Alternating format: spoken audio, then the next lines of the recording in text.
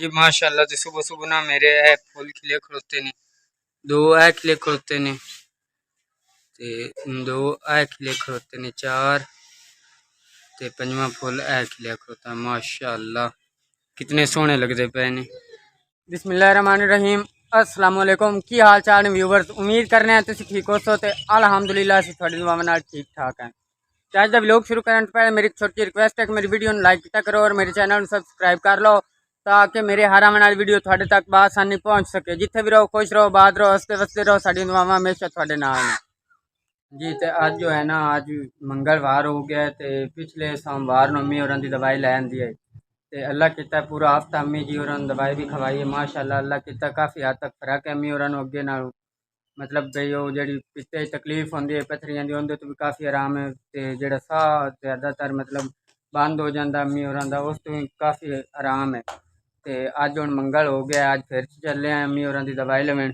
तो माशाल्लाह भाई और भी बैठे ने, बाजी और ने, अम्मी है, मोहम्मद अजीम है, इकरा फातिमा है। तो हुण साडी तैयारी, हुण असीं चले अम्मी की दवाई लवेन ते नाल अज मोहम्मद अजीम की भी दवाई लैनी है क्योंकि मोहम्मद अजीम की भी तबीयत काफ़ी ख़राब है। इनू भी मसला है, पता नहीं इनू की हो जाता है, यकदम साह बंद हो जाता है और आंदा है मेरी वक्खी तकलीफ होंदी। इस वजह तो इनू भी अज उस डॉक्टर को लैके जा रहे हैं क्योंकि वो अच्छा डॉक्टर है। हाँ जी अम्मी जी सुनाओ, थोड़ी तबीयत का हुण की हाल चाल है? अगे काफी होना फर्क है। अगे साह बड़ा छेक छेक के आंदा, बड़े तंगी नाल आंदा।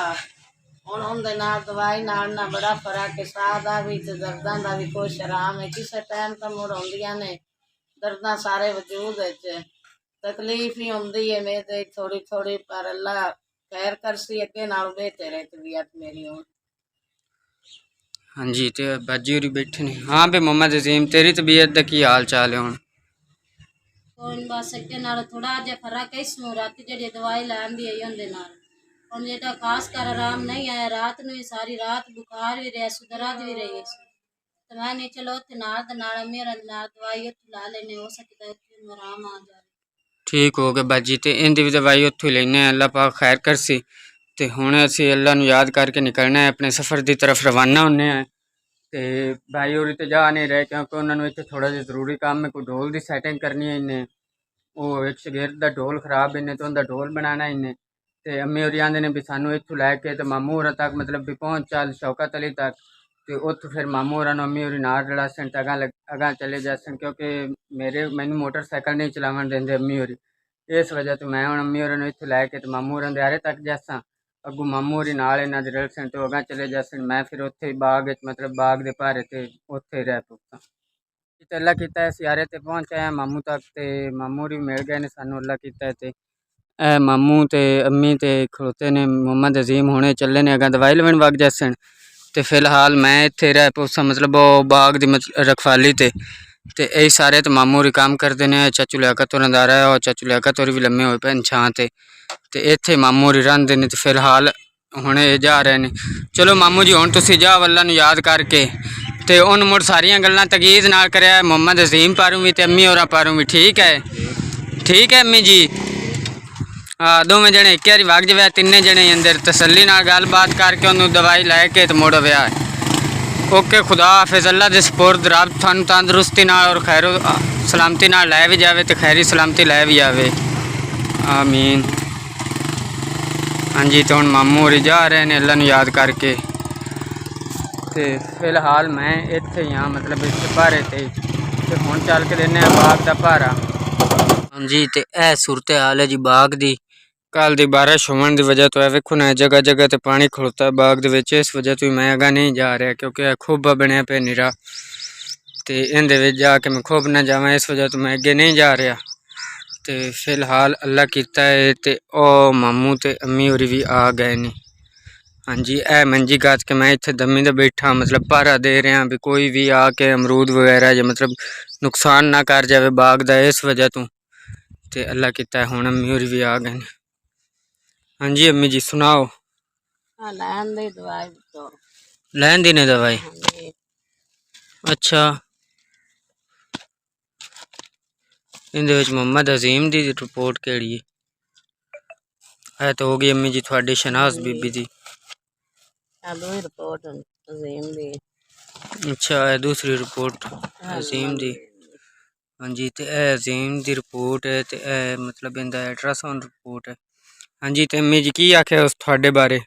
साडे बारे ये आख्या इस तुहानू ऑपरेशन पित्ते दा कराना पौना। पित्ते दा ऑपरेशन कराना पौना हाँ जी ते कित्थों? फैसलाबाद तो। फैसलाबाद सरगोधे रोड तो। हाँ जी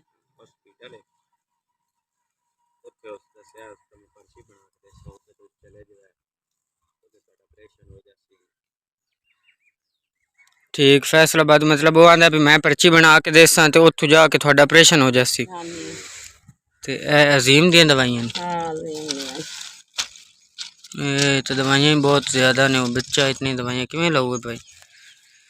डॉक्टरां दे बस दी गल है पुत्तर हुण असीं की आख सकने आ। ठीक हाँ जी ते अल्लाह किता अम्मी होरी दवाई लैके आ गए ने। मोहम्मद अजीम दी भी दवाई लै ली ने ते अम्मी होरां दी भी। ते ये तो बड़ी परेशानी वाली गल है भी जेह्ड़े डॉक्टर साहब आंदे ने भी थानू पित्ते दा ऑपरेशन कराना पौसी। ते कोई नहीं अल्लाह पाक खैर करसी। हुण वेखने हैं भी की सूरत हाल बनती है या मतलब जे अगर ऑपरेशन ही कराना इंदा हल है तो कोई नहीं अल्लाह खैर करसी करा लसां ऑपरेशन भी। ते फिलहाल ओ मोटरसाइकिल खड़ोता है पीछे भाई वाला ए खड़ोता है तो हुण अम्मी होरां नूं लैके तो मैं चलना वापस। ठीक है मामू जी मुड़ हुण तुसीं आ गए ने बाग च मैं मुड़ अम्मी होरां नूं लैके हुण वापस घर चलिया फिर। ठीक हो गया।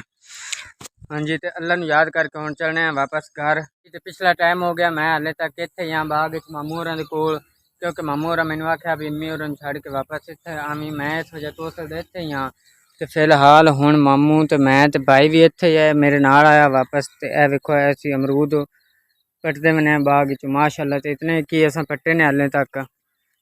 ए वेखो माशाअल्लाह काफ़ी सारे ने पिछली बारी नालों तो इस बारी ज़्यादा नहीं। तो फिलहाल हुण भाई ते मैं ते मामू पटदे बने वेखो है मामू तो भाई भी आ रहे ने ते इदे ही वेखो मामू होरी ने ते पिछे भाई होरी ने विचले बूटियां पटदे बने जेह्ड़े इस ज्वार दे विच हैन ना बूटे उन्हां तो अमरूद पटदे बने ते हुण पट के निकले ने।